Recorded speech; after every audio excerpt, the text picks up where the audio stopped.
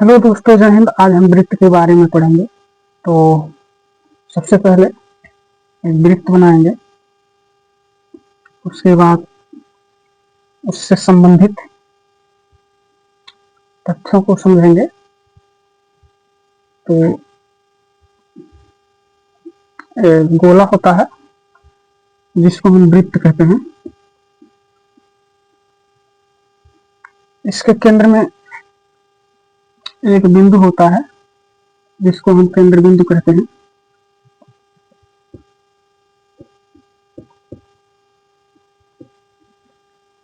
और केंद्र बिंदु से एक यहाँ घेरे तक एक रेखा अगर जाती है तो इसको हम त्रिज्या कहते हैं, त्रिज्या या अर्धव्यास।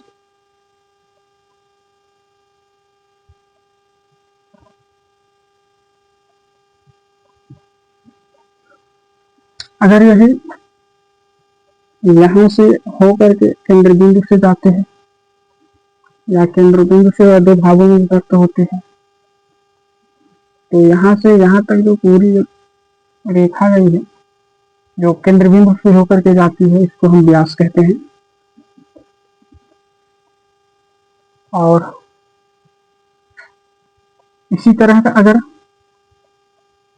केंद्र बिंदु से हट करके इस तरह से वृत्त को दो भागों में बांटता है अगर, तो हम इसको जीवा कहते हैं। अगर कोई रेखा है जो वृत्त को दो भागों में बांट करके निकल जाती है, तो इसको छेदक रेखा कहते हैं।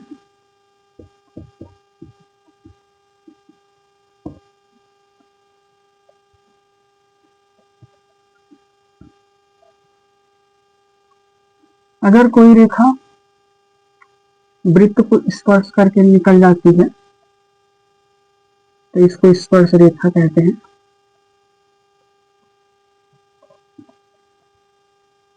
ये आपका स्पर्श रेखा हो गया।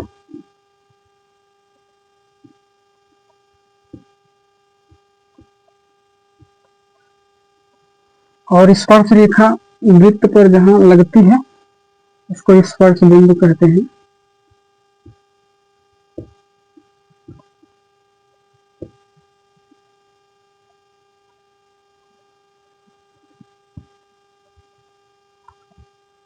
और स्पर्श बिंदु से अगर कोई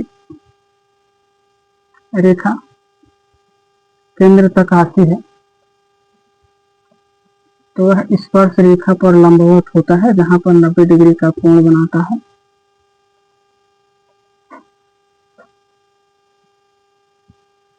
अब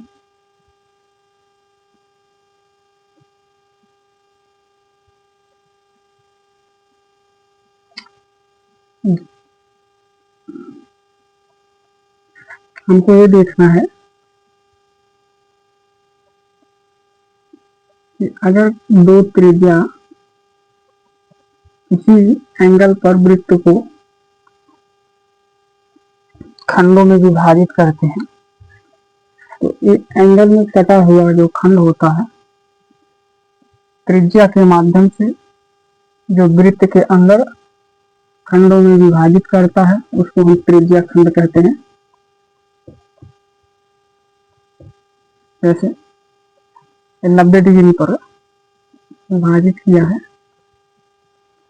तो ये जो खंड हो गया है त्रिज्या खंड है। तो ये त्रिज्या खंड जो है छोटा त्रिज्या खंड है जिसको हम लघु त्रिज्या खंड कहेंगे। यह लघु त्रिज्या खंड है। और जो बाकी बचा हुआ हिस्सा है वह दीर्घ त्रिज्या खंड है।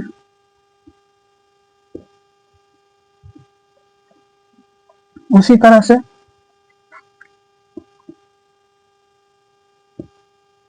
अगर जीवा के द्वारा वृत्त को दो भागों में बांटा जाता है तो इसको हम वृत्त खंड कहते हैं। तो ये आपका वृत्त खंड हो गया। लघु वृत्त खंड,